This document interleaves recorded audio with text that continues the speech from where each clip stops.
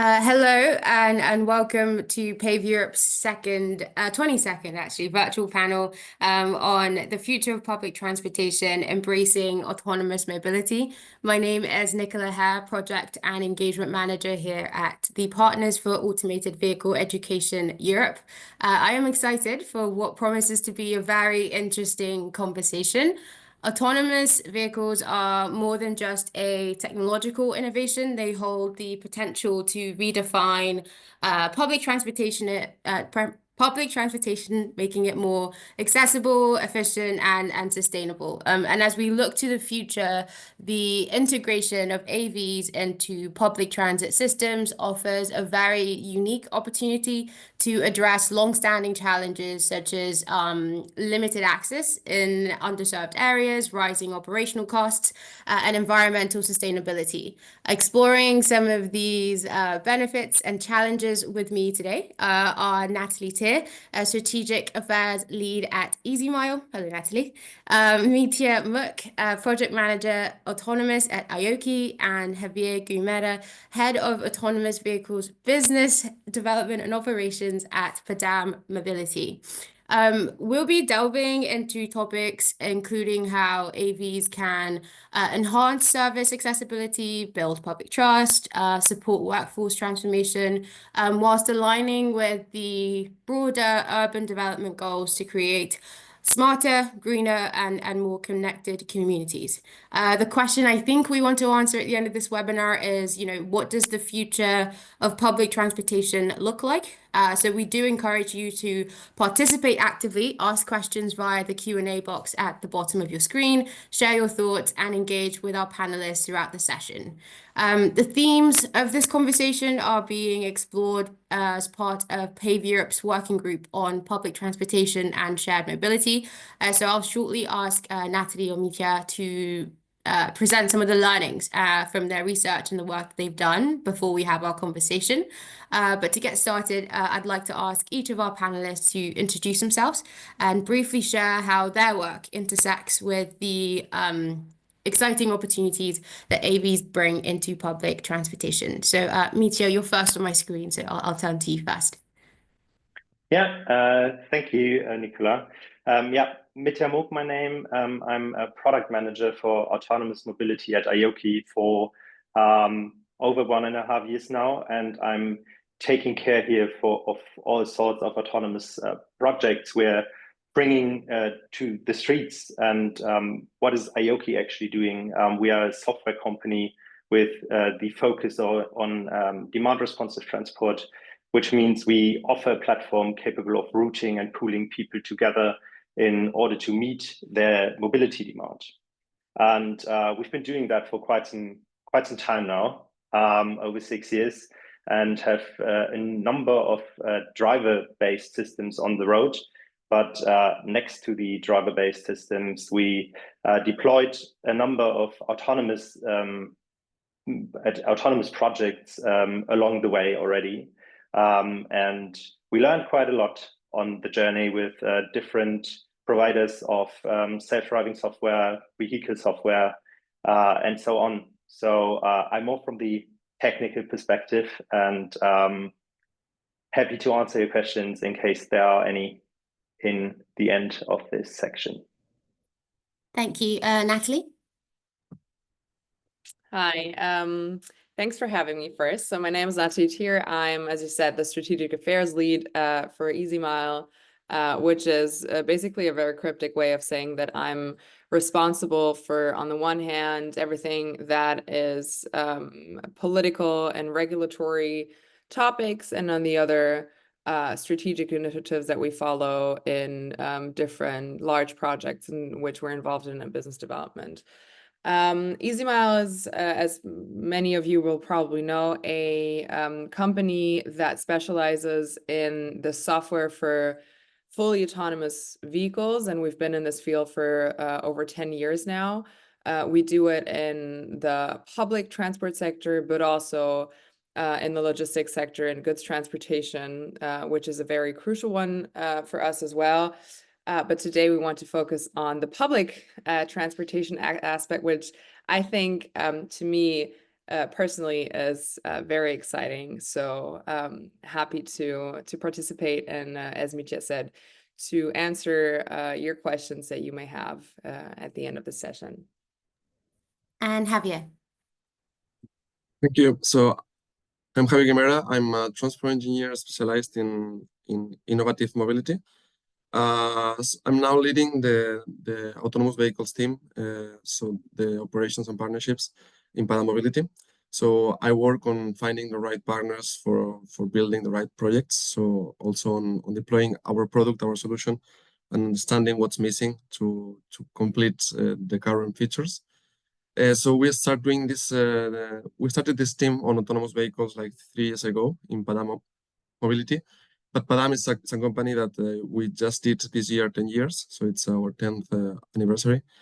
And we have been doing demand responsive transport solutions for a while now with drivers. So we proposed software solutions for users and drivers to be able to do on-demand services, so where the offer is answering the demand. And then, yeah, we start also working on the topic of autonomous vehicles, but always focusing on this public transport approach. So yeah, I have kind of a more operational also, yeah, role. So I will be also happy to answer questions on how to deploy these kind of solutions. Thank you all. So Mitja and Nathalie, you lead the work on public transportation and shared mobility. I wondered if you could just share your learnings, things that you have researched, and things that we can kind of get started with the conversation. Either of you. Who's getting started? I forgot what we agreed on. You said that you're going to start with a mission and vision, and Okay. then So here we go. I'm deep diving. So I have the pleasure to lead the working group 3 that we call Public Transport and Shared Mobility within PAVE. And we've been doing lots of in-depth research over the past year, I would say. And we basically asked ourselves 2 questions when we started, or 3 maybe, 3 key questions. First of all, what do we want to achieve with this working group? What's our end goal, if you will, if there is one? Second, who's actually our key audience? Who's our target audience? Because it's a very, very broad field. We all use to some extent public transportation and shared mobility, especially when we live in cities, but also, sometimes in rural areas. So who are we actually speaking to, and thirdly, which messages do we want to convey to those people, and what type of questions may they have? So this is basically how we approached our work to sort of narrow it down to what we think are the key elements. And we came up with a mission or a vision, if you will, to tackle those 3 key elements. So what we told ourselves is that with this working group and with the work we do within PAVE, that we want to shape a future where public transportation and shared mobility are enhanced by automated vehicles. So are really within that system, with the goal to lead to more efficient, inclusive, and environmentally friendly transportation. So you have 3 key elements in this one, basically. So we want to be more efficient. We want to make public transportation, sexy, if you will, so more attractive to people for it to use it, inclusive and sustainable, obviously, because we all know that mass transportation and public transportation is one of the most eco-friendly and sustainable ways to travel, and to provide mobility in our everyday life. So our vision in this one, so this is basically our mission. The vision is that we envision a future that the public embraces autonomous vehicles not as a luxury or a novelty, but that at some point it will become a tool for the sustainable and equitable mobility. where, you know, what we called a fruitful environment will enable that technology. So that means on the one hand, of course, you know, the regulatory aspects, the political ones, but also the more, you know, related ones to civil aspects, to address the challenges, the manifold challenges that we have in the modern world that we live in. So this is a, you know, very ambitious mission and vision, but one that we're very dedicated to solving. And we want to basically tackle that with 5 key objectives that we set to ourselves within that mission and vision. So first of all, we want to empower all the key stakeholders that are involved in, you know, in this field by providing them, and this is what we do as PAVE, comprehensive, accessible, and up-to-date information. So we want to educate them about autonomous vehicles technologies within the public transport and shared mobility field.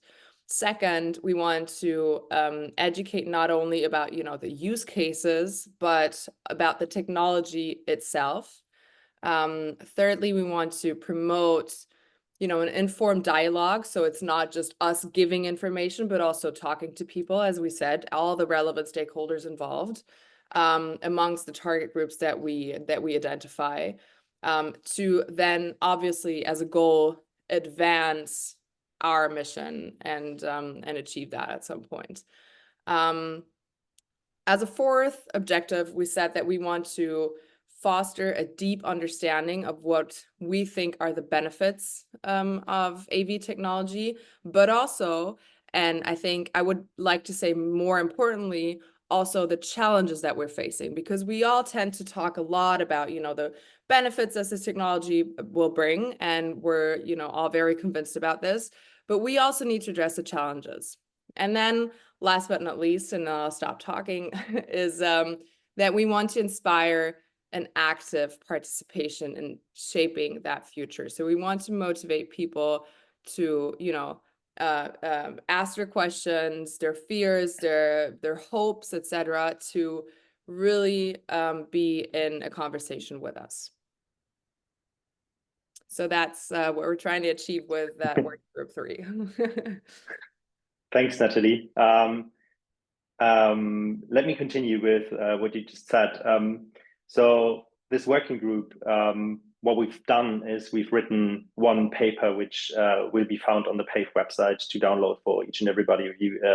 I think we set a beginning of next year somewhere, dates to be defined. However, it was not Nathalie and me, the working group leaders, who did all the work ourselves, but there was a bunch of other people involved. And to give you an idea who is with us, we are like a very diverse group, I think, with vehicle and SDS manufacturers, DOT platform providers, consultancies, PTAs and PTOs. So I think what Nathalie just laid out is, or the topics we're going to tackle, we have a very broad space of perspectives on that topic. And our first deliverable, so to say, because what Nathalie just was kind of drawing the dream and tackling the challenges. You can talk for hours and hours and write thousands of pages of paper.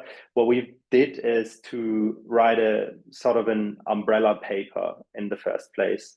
What can you expect from that paper is that we lay out our perceived status of the AV landscape at the moment, and how public transport, where they face pain points. And then we, on a surface level, we try to give first pieces of information to understand what needs to be done if you want to deploy an autonomous vehicle service as a PTA or a PTO, which we defined as our core audience. So how to face AV integration to address driver shortage, for example, or how to build public trust. What is the financial, or how to increase financial viability and reducing operational costs. And this is done on a high level in the first place. What the idea of this paper is that there are going to be follow-up papers or deep dive papers on each of the topics we are discussing in the first place. So I think it's worth reading. It was a lot of work, and there is coming more, definitely. Very nice anticipation for the new year there. Thank you. Thank you very much, Mitja and Nathalie. So to get started with our conversation, a question for all of you. Autonomous vehicle technology is this transformative solution that will reshape the future of future mobility is, a statement that we often hear in this space.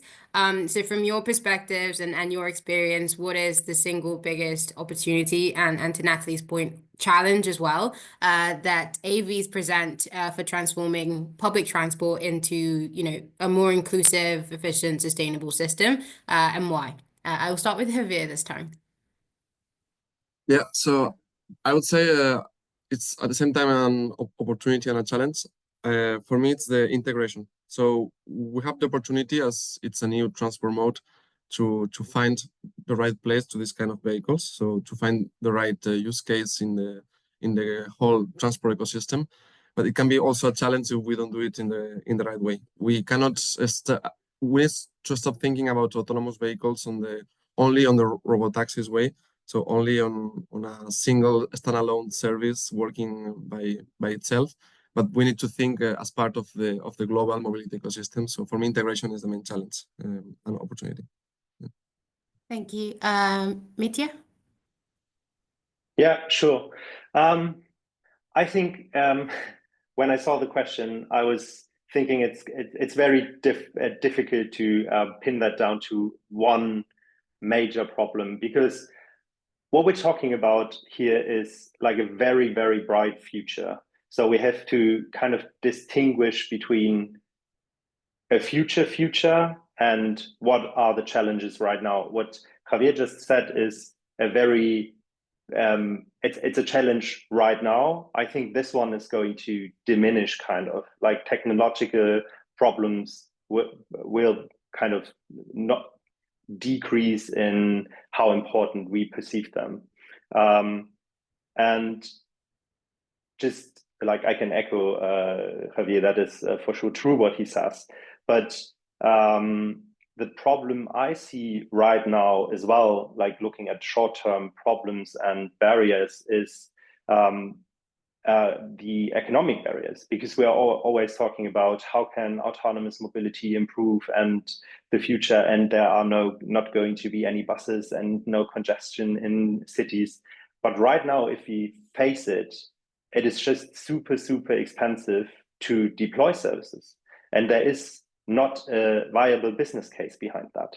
That is, for now, at least true. Maybe in the US, it's looking somehow differently, but at least in Europe, from all what I've seen, it's very expensive.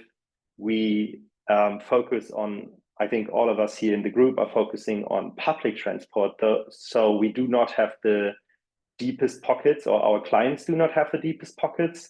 And then we have kind of a hen and egg problem, because you want to buy the hardware and software components, but the providers of these are searching for large-scale deployments. There's no money for large-scale deployments. So you always have to kind of narrow down to pilot projects, which on the one hand cost a lot of money and are not really showing any additional, or do not bring any additional mobility supply to the market, basically, or in very limited scope, so to say. So I think for now, the economic barrier is one of the biggest hurdles I would identify. Thank you. And Nathalie? So you stole my point on on profitability or economic viability. No, I'm just kidding. But it's I absolutely agree. That is one of the main challenges. But maybe to kind of put that into perspective as well. So up until now, I would say since 2015, 16 in Europe, we've been focusing a lot on developing the technology on the one hand, and trying to integrate it in parallel. So we've been kind of doing that over the past, I would say, 6 to 8 years, which is great because we've learned a lot. But now we're kind of facing the challenges that I think every startup or scale up faces at some point, is that it hurts a lot to grow, and it's very complicated and it's very challenging. So we're basically in the phase right now where we've had so many learnings and we've had a lot of pilots, but we need to scale, not only to move into profitability, which is still far away, but also to tackle the challenges that, as Javier said, come with the integration. So that starts with, how do we actually procure these vehicles? What does the value chain actually looks like? And how do we do that in our existing transport systems? Because we do kind of think within those boundaries of the existing public transport system, but maybe we need to, and this is a discussion we're currently having on all the levels we're talking about, from developing the software and the technology itself, to moving into integration and actually procuring and deploying those. Maybe at some point we need to think out of the box a little bit as well. So not just think of automated shuttles, which are great and which we've been doing for quite a while, but maybe we should critically reflect on that as well. And this is the point where we're at right now, where we need to find answers, not only financially speaking, but also in terms of use cases. Yeah, full stop. Nice, thank you so much.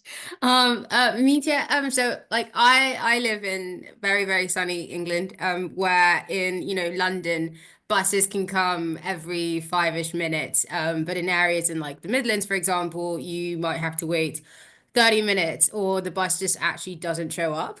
So considering the practical challenges and the different characteristics of European cities and regions, how can autonomous mobility solutions address the unique needs of urban, suburban, and rural areas, especially in regions where public transport demand fluctuates or is inconsistent?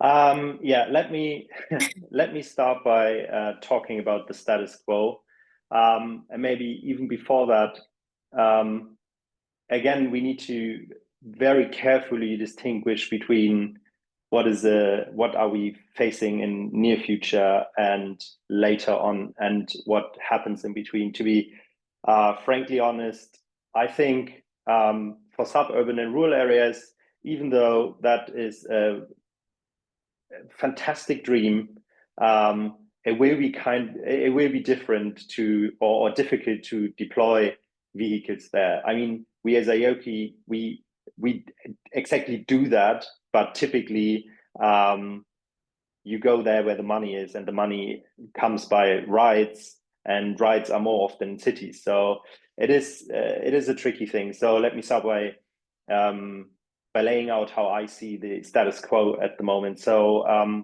I think public transport in Europe often struggles to meet the needs of diverse regions. That's what you just laid out.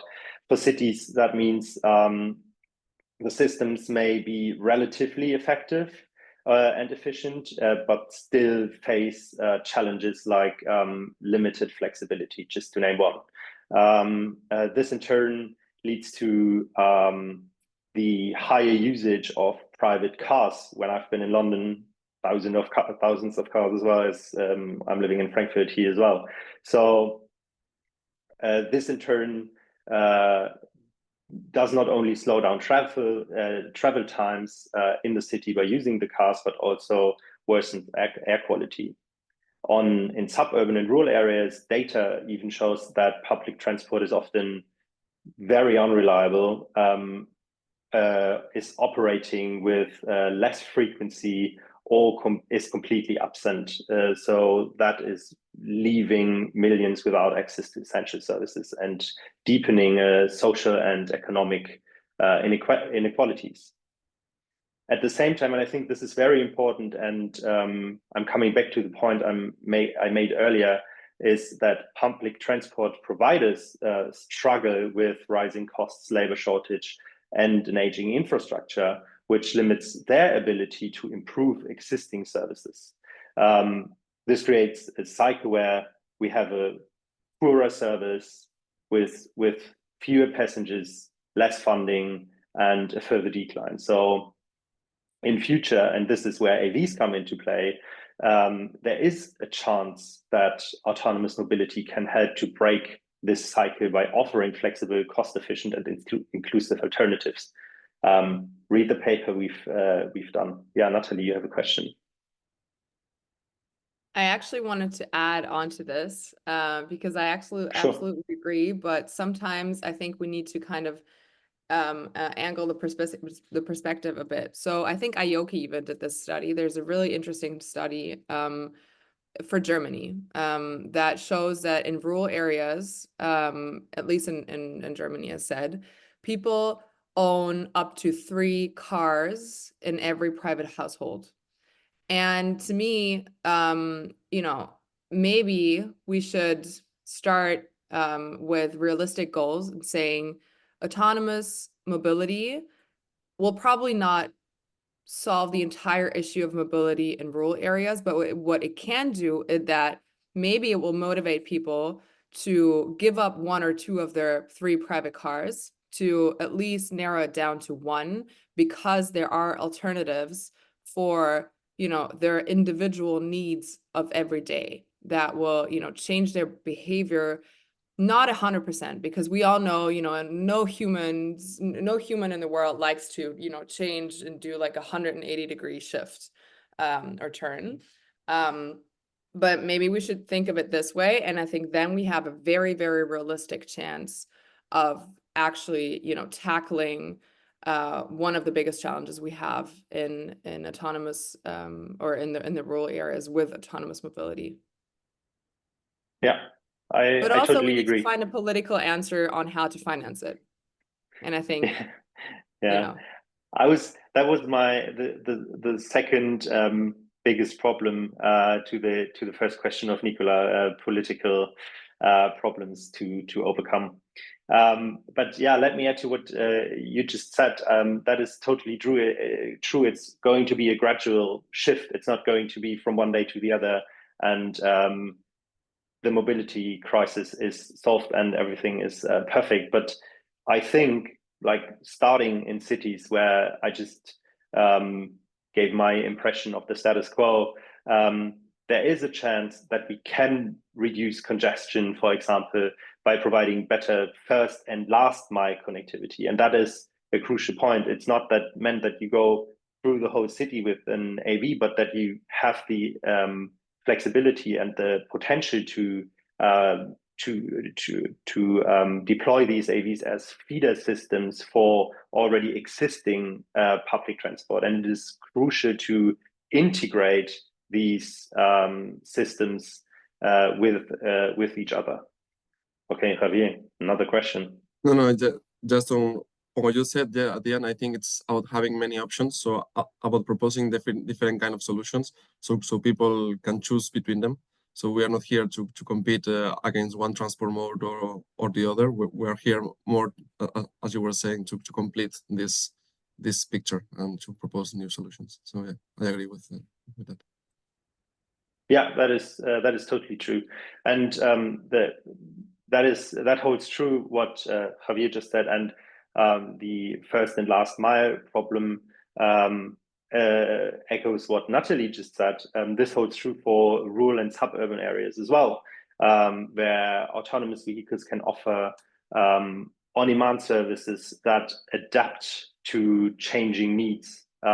This is very true for these kind of regions, and especially when transport or traditional transport system fail to operate efficiently. So the chance is that these systems not only make transport more efficient, but extend their reach to the underserved areas. So that is more or less what I want to say. And looking at the time, I would stop here. There's heaps of other points to tackle, but I think we can go to the next question. Yeah, sure. Well, I now don't know what direction to go in, but I'll go in just because you just mentioned the underserved areas and diverse communities as well. Nathalie, in your view, I guess, what are the practical strategies that public transport operators and authorities can implement to ensure that these services are both accessible and affordable, and so like lead to more equitable transportation for everybody? Oh, that's a challenging one. Where to start? So I think, on the one hand, a very key one is actually the tendering and procurement, I think. So that is, it's very technical, it's very boring, but it's something that, lays more or less, depending on the country, in the hands of public transport companies and operators, where in many cases, it's not yet foreseen to kind of integrate very modern technologies, if you want to put it that way. So I think that's one, definitely. The other one is to take the existing staff and processes into this new world. So to educate people on, how we can succeed with this technology, which, where we need to find the answers to the challenges that we just described. Because those people within the public transport system, they know it by heart, they know it inside out, which can come as a great benefit. And lastly, the question of affordability that you just asked is, I think, a question that we need to answer on a political level. That's nothing that public transport operators by themselves can do, because we need to decide on how we will finance this very, very expensive technology. And up until now, public transport has been, as Mitja put it in a diplomatic way, a system with not so deep pockets. So, not so deep pockets for a very expensive technology is quite challenging. So we need to find a way to, on the one hand, maybe in, urban areas where, as Mitja said, there are a lot of rides, there are a lot of opportunities for companies to actually earn money. But maybe in underserved areas, it's not the case. But we still want to serve them and need to serve them, to find a way to do that. And that also means to open yourself up for ideas like robotaxis, which we do not like to hear in Europe. I said it. Good morning, everyone. We were just talking about habits just before Nathalie's question. So Javier, I wanted to ask you about transportation habits. I think, there are areas or countries in Europe which have a high reliance on public transport, where there are others that do have these very car-centric attitudes and cultures. How do you think AV adoption strategies can be adapted to suit regional preferences, I guess? Yeah. So taking the last sentence from Nathalie as a start, first of all, the US is not Europe, so we don't need the same kind of usage of autonomous vehicles. So that's why we don't like robotaxis here. But these differences, we can also see them between the different countries and in different transport modes, as you were saying. So at the end, what I think, of course, this is more on the service level. So I think if the technology is mature enough, it doesn't really mind how to use this technology. That's for rural areas, pre-urban areas, to serve some kind of use cases or others. And at the end, this is something we have been already seeing these past years on demand responsive transport, for example. You don't have only one way to do DRT. There are many different shapes of a DRT service. And at the end, you have to understand every territory, every country, because even inside every country, there are different areas. I come from sunny Spain. And in Spain, there are many empty areas where you have small villages, very separated between them. And you cannot do the same kind of DRT around Madrid, for example, or in these areas in Castilla, for example. So it's something that we have been already taking care of on the service level. So not on the vehicles itself, but on the service. And at the end, what you do is you propose the level of flexibility, the level of service that can make sense regarding the operational cost and regarding what these people need. So at the end, making the good service can help answering the current problems. But I don't know if these people is using more or less the private car because they want to or because they have to today. So the question is also, can we change this behavior by proposing this kind of solutions on a better way? Sometimes the alternative today, the alternative to private to fixed lines is not proposing a public transport service. So on these areas, they are kind of forced to use private cars. So they get used to that, of course, because it's been years and years of using their own private car. But as Nathalie was saying before as well, they have maybe 2 or 3 cars at home because they are 2 parents and to grow kids, and they have to have 2 or 3 cars to share them. But maybe in the future, if we propose a better solution, we can change these habits. So for me, we need to understand its country, its territory. Also, legislation kind of shows us the different level of maturity for its country, because every country in Europe has a different maturity level in terms of autonomous mobility. And then we propose the service that fits these needs and try to take some risk and with the PTAs, with authorities, to change these behaviors, if this can work. So that's, I think, it's my answer here. Yeah. Thank you. I'm going to go a bit rogue and ask a question from the Q&A. If autonomous public transport can't work to free rural residents from their locked-in car dependency, could it at least free up drivers for more flexible, demand-responsive services? I don't know who wants to take that. I didn't got the second part of the question. Yeah, of course. I'll just read the whole thing. If autonomous public transport can't work to free rural residents from their locked-in car dependency, could it at least free up drivers for more flexible, demand-responsive service? So yeah, I can answer this. So at some point, what we are seeing today is, of course, there is this driver shortage that we have been seeing in many articles and in many, it's a fact in Europe. But at some point, when you deploy a demand-responsive transport service, you have to deploy a minimum amount of vehicles so it works on the right way. So yeah, I agree with this. At some point, we are not deploying 7 vehicles because we don't have the drivers and the funding to deploy 7 vehicles, because this requires 7 drivers.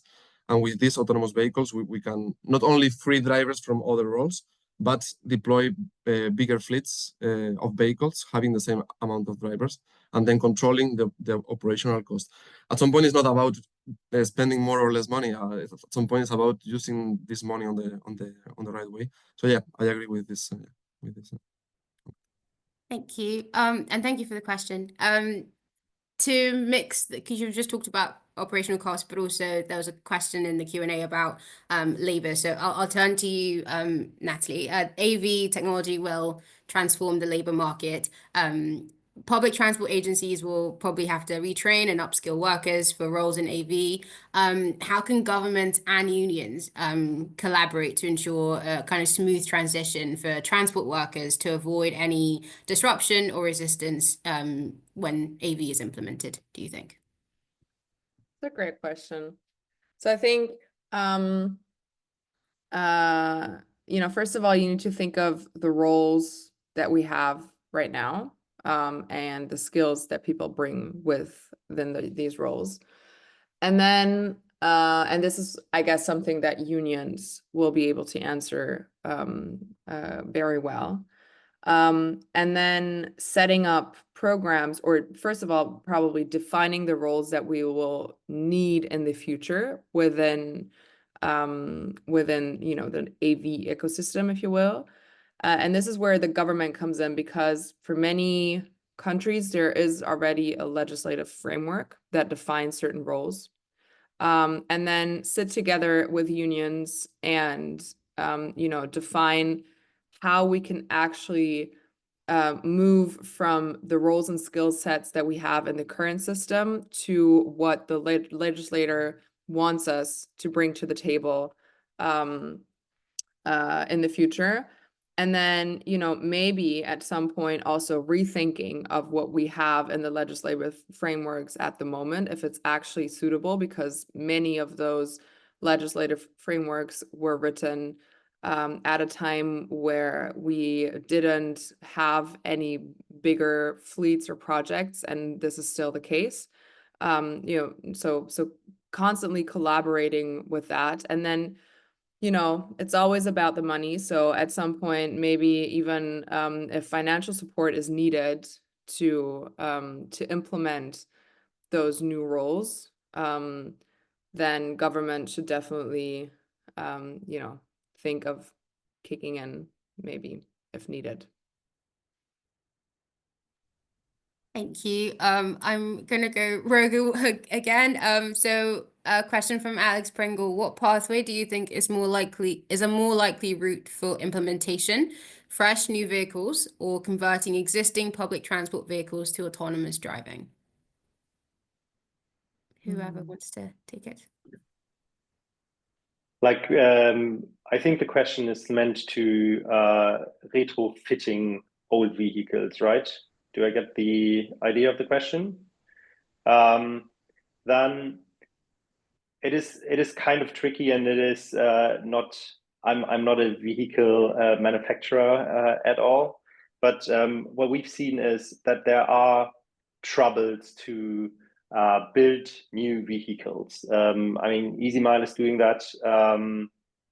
Holon is doing that, Schaeffler is doing that, and they're all facing troubles to build up these new purpose-built vehicles. So there is a challenge in that per se, but in the end of the day, to retrofit a vehicle may not be delivering all the functionalities you actually want to have from such a vehicle. Because the question is, do you really want to have a, let's call it a bus still? Yes, certainly in certain areas, but then you need other shapes of vehicles maybe as well.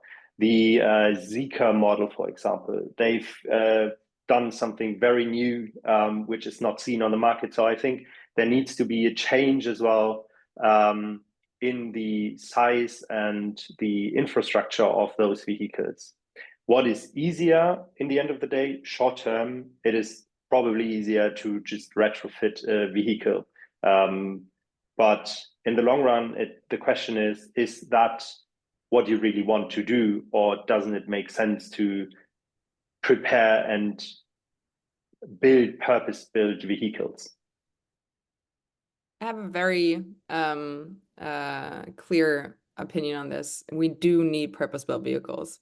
It's not an option to retrofit if you want to attain scalability, because only if we achieve scalability will this be a viable system, and therefore we need safe and purpose-built vehicles, because safety is another aspect of you know, of those vehicles. We need them to run for a long time, so say at least 300,000 kilometers within their lifetime or lifespan. Otherwise, we will have enormous maintenance costs that no one will be able to cover. And we need to think, and this is what Mitja rightly said, we need to think of the right design for the right use cases. And with the, you know, retrofitted models we find at the moment, this, it's great for pilot projects, but they're still designed in, let's say, the old school manner of current OEMs, and we need to fundamentally rethink that. I totally agree. Don't get me wrong here. I think we are on the same page. The question, I know. The question is just, or for me, the question, as I understood it, was what is easier in terms of integration?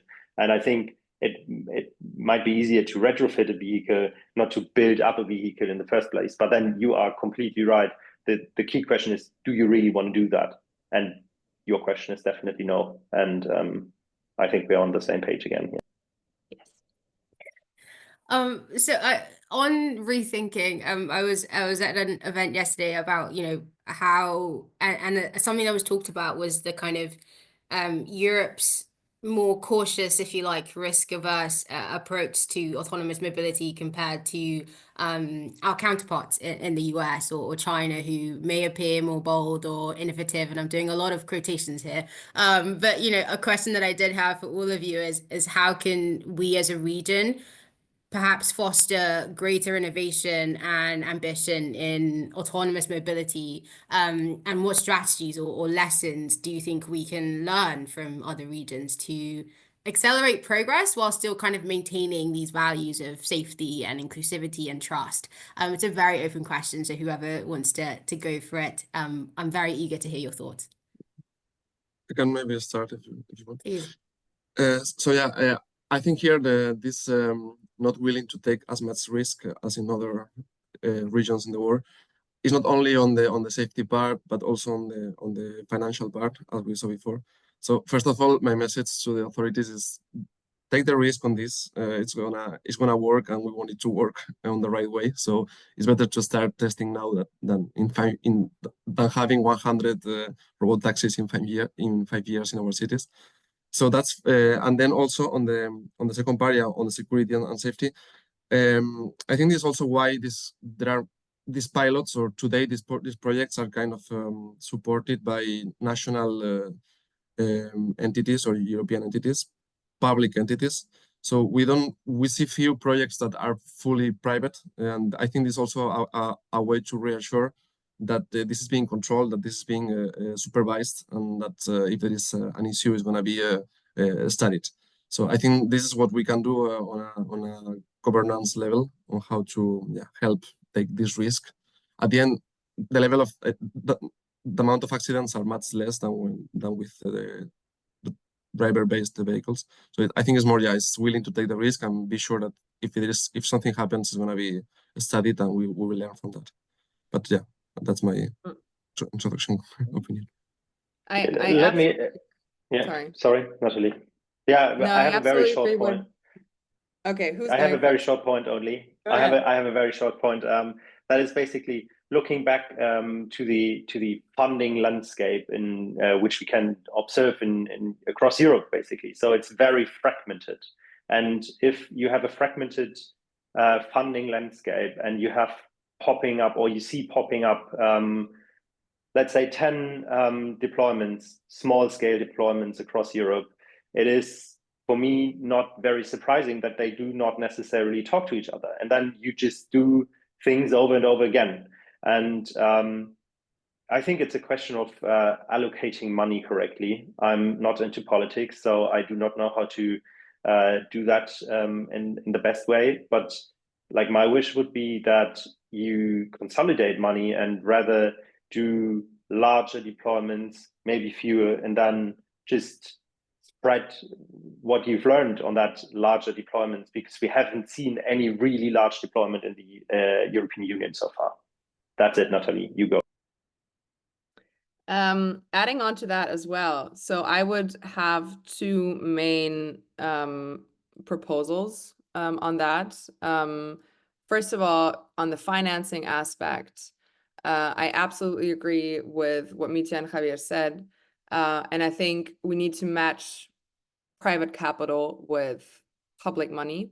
And we need to incentivize this, because we see, as you said, European investors are very risk averse, money is expensive, et cetera, et cetera. We all know that money is spent on other things because we have a lot of other issues. And this is why we need to find a way to incentivize this. And there are already funds on national level that apply that kind of mechanism. And I think we should do that on a European level and only on a European level, because this is where, you know, the most amount of money can come together. So that one, match private capital, incentivize private investments in this industry, because there's no way to do it with only public funding. And second, we don't need to reinvent the wheel every time we you know, we talk about autonomous mobility. And I'm saying that as a software company that works on a proprietary level. We need to think about open source applications and open source software for autonomous vehicles, and there will, you know, be enough room for creating IP, but nobody needs at this point their own AD stack, as you know, put it, with, you know, sensor sets and software, et cetera, et cetera. But we can work on a common or open source base, and then we can create IP, intellectual property, based on that. And this is something that we need to start thinking about in Europe very quickly, because otherwise we will be buyers of the technology and not the ones actually making it. Amazing, thank you. I will ask one more question, hopefully to end on a hopeful note. You know, if you had a single wish, like Mitja had a wish earlier, to determine the success of AV integration into public transport systems, what would it be? So it's just got to be one. I think communication is one very big point and should be a focal point. That's why we're sitting here at PAVE. I think it's a determinant of success. And there's one point I really want to stress. I think transparent communication is key. And what do I mean with transparent is clear information dissemination, which is providing accessible and accurate information about the capabilities, but also the limitations of what we can do right now. And this is going to hopefully demystify the technology. So my wish would be that when we start communicating, do not only do marketing. It is important to understand for public trust what these vehicles can not do and what they are not meant for as of today. Thank you, Mitja. Javier? I was still thinking, so I will let Nathalie go first. Thank you. So I would say thrive on the amazing community that we have in the EU. We have great initiatives like PAVE, but also CCAM, a partnership between industry and the European Commission on European level. We have so many amazing skill sets within the national member states that we need to pull together on a European level to achieve what I said before, finance, etc., legislation we have, find the business models, because we have something that no other community, if you will, has in the world, and we need to really thrive on this. And this would be my wish, to take it to the next level and build on what we've already built up until now. Yeah, now I'm ready. So for me is that I think we've lost in these past years some battles in Europe in technology aspects. So I think my wish here would be that we don't keep the pessimism, and we don't think this is not gonna work. This is not gonna work. We have already spent a lot of money here. Of course, things take longer sometimes than were expected at the beginning, but driving technologies are getting better and better.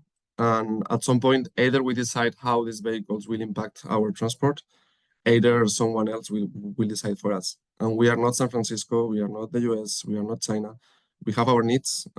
So my wish is that we keep doing pilots, we keep doing projects, we keep using these vehicles, testing the technology, showing people how this works.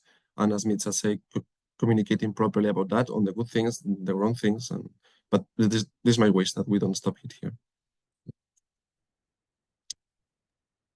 Thank you so much. We are unfortunately at the end of this webinar. I pose a question overall as, what does the future of public transportation look like? And I think for me, my main key takeaways from listening to you all are that there are current obvious challenges, if you like, but there is hope, because AVs do present an opportunity to address systemic challenges in public transportation.